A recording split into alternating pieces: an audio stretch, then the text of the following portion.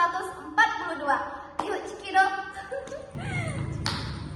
Nah guys, pertempuran Palembang tahun 1942 itu penyebab terjadinya apa, dampaknya apa, terus tokoh-tokoh yang terlibat itu siapa aja. Jadi kita akan bahas di podcast kali ini. Nah, kita perkenalan dulu ya sama para narasumber kita.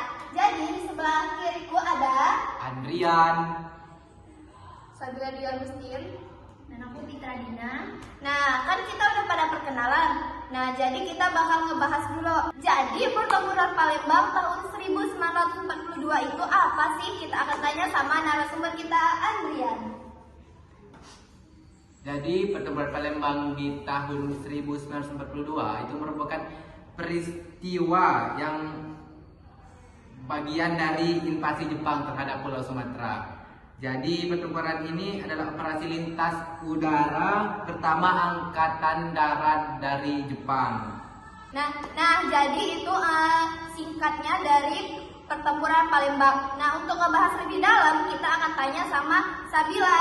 Nah, jadi penyebab terjadi pertempuran itu apa? Kenapa Jepang tuh sampai ada pertempuran Palembang tahun 1942? Pertempuran Palembang tahun 1942 terjadi karena Jepang ingin menguasai sumber daya alam di Hindia Belanda, terutama minyak bumi di Palembang. Jepang membutuhkan minyak bumi untuk mendukung peperangan di Asia Timur Raya dan memperluas wilayah kekuasaannya.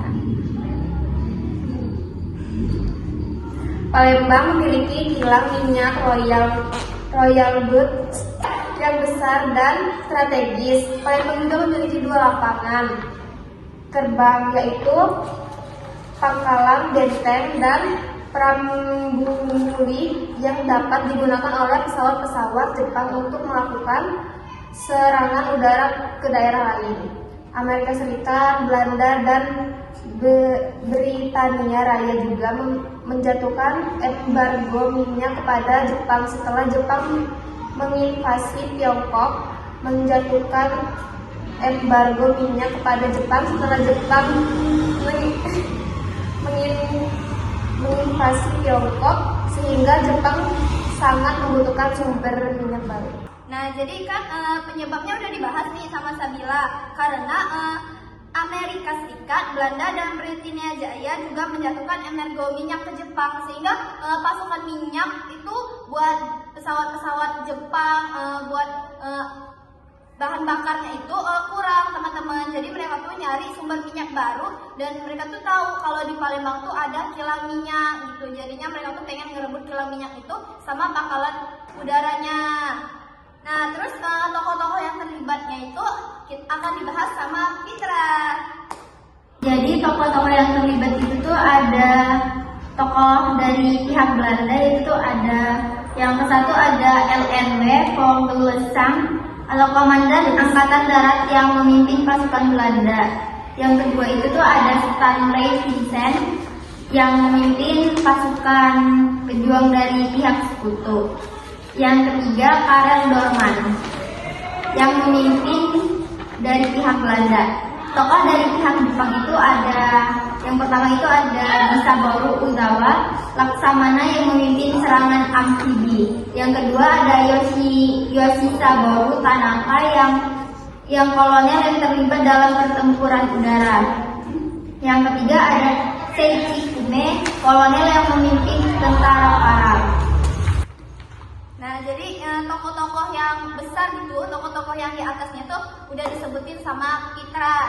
Nah, selanjutnya kita tuh akan nyebutin kronologi atau jalannya peperangan itu kayak gimana. Itu akan disampaikan sama Andrian sama Sabila. Sama Andrian dulu.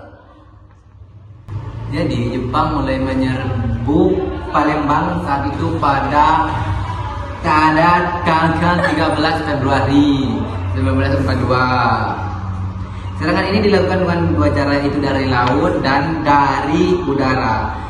Dari laut, armada kapal perang Jepang bergerak menuju Selat Bangka dan berusaha mendarat di Teluk Betung.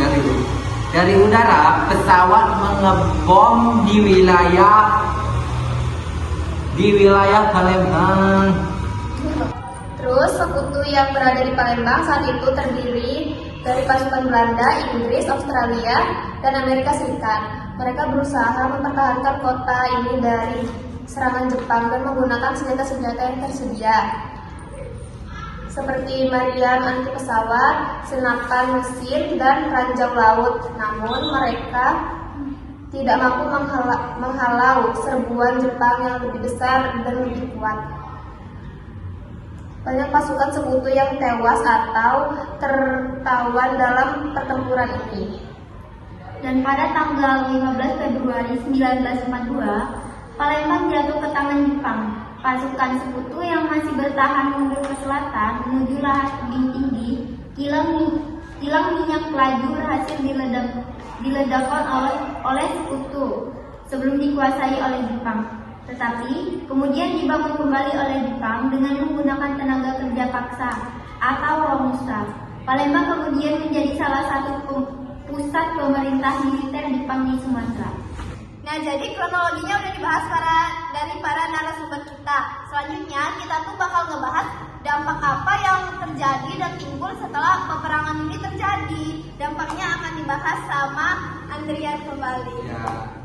Jadi dampak dari pertempuran Palembang tahun 1942 dibagi menjadi 3. Yang pertama dampak politik dan militer, dampak sosial, dan dampak ekonomi. Jadi dampak politik dan militer itu kontrol Jepang atas sumber daya minyak yang ada di Palembang. Kemudian dampak ekonomi itu penguasaan sumber daya alam yang di Palembang, dan banyaknya kerusakan infrastruktur. Dan dampak sosial itu ada pengungsian dan memakan banyak korban, banyak sekali. Nah jadi podcast kali ini di podcast Jejama Podcast kita udah ngebahas tentang pertempuran Palembang tahun 1942. Jadi kami dari kelompok Jejama minta maaf kalau ada kekurangan dari materi atau salah dari materi yang kami sampaikan. Kami akhiri. Wabillahi taufiq wal hidayah. Wassalamualaikum warahmatullahi wabarakatuh. Audio Jungle.